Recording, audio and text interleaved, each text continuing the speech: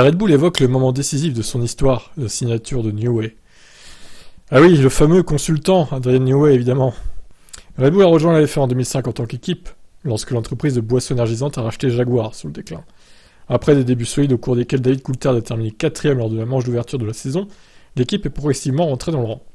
D'ailleurs, la saison 2005, on est en train de la faire sur Twitch actuellement. Il doit rester 6 Grands Prix, je crois, à regarder. Donc si vous voulez me rejoindre sur Twitch, le lien est dans la description de toutes les vidéos. Les lives seront en général vers 18h, 18h30, pas tout le temps, pas tous les jours, ça dépend des jours et de mes disponibilités. Donc je continue, mais désireux de ne pas voir Red Bull se transformer en équipe de milieu de grille pour de bon, Horner a approché Newey, qui avait déjà à son actif les conceptions gagnantes de 6 voitures championnes du monde.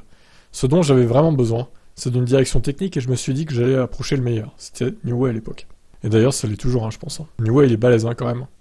Adrian avait eu une carrière incroyable chez Williams et McLaren, et ça faisait un moment que McLaren stagnait. Alors, j'ai eu la sensation qu'il y avait une fenêtre d'opportunité.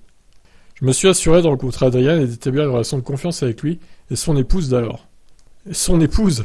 Oh le mec, il est obligé de préciser et son épouse quand même. C'est ainsi que j'ai réussi à le convaincre de rejoindre l'équipe. Ce fut un moment décisif parce que tout à coup les gens se sont réveillés et ont pensé « Waouh, si Adrian Newey est prêt à aller là-bas, c'est qu'il y voit du potentiel. » Alors ça a galvanisé l'équipe technique car Adrian est l'ingénieur le plus déterminé que j'ai jamais rencontré. Si Adrian décidait quelque chose, c'était directement écouté et suivi. Ça a ensuite donné un sens au bureau d'études et ça m'a permis d'attirer plus de talents pour compléter ce qui était déjà là.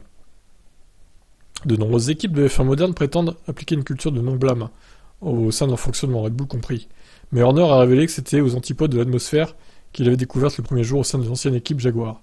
Il y avait cette culture du blâme au sein de l'entreprise, la direction blâmait l'aéro blâmait la soufflerie, la R&D, recherche et développement, blâmait les productions, et l'équipe de course fut blâmée par tout le monde.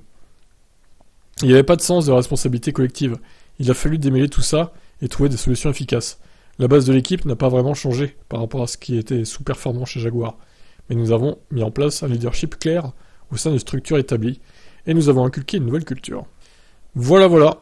Alors le recrutement s'est fait pas dès le début, ça s'est fait une saison après, c'était en 2006, février 2006, donc je suis revenu, j'ai retrouvé ce vieil article d'Eurosport là, c'est fou qu'ils sont encore en ligne d'ailleurs, il date de 2005, vous vous rendez compte ?